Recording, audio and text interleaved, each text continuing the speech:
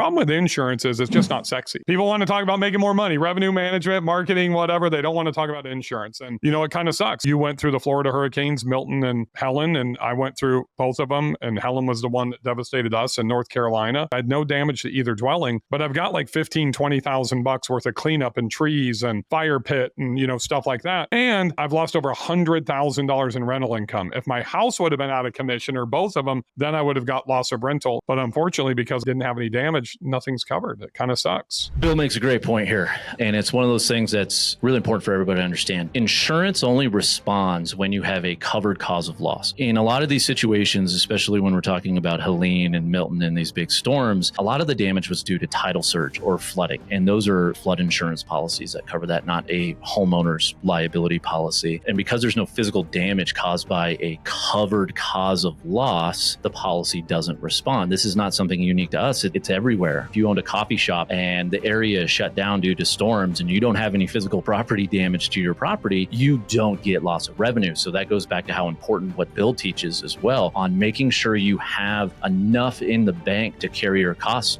up to 12 months for what's called loss of market. A market has been lost. You didn't have physical property damage. There's not a covered cause of loss. No insurance is going to respond to that. It's also the people who didn't have flood policies. People don't realize that flood is an entirely different thing. And so if your home floods, that's not covered unless you have flood insurance. And even flood insurance is regulated by FEMA and the government. There's a lot of regulation issues and red tape and what's covered and what's not. Another great point made by Brianna. Only about 2% of the U.S. property owners carry flood insurance. And it is a government-backed program through FEMA. And flooding can happen anywhere. It can happen whether you're in the mountains or you're right on the coast. So it's really important to investigate getting that to ensure that you have protections for that flood damage that happens at your property.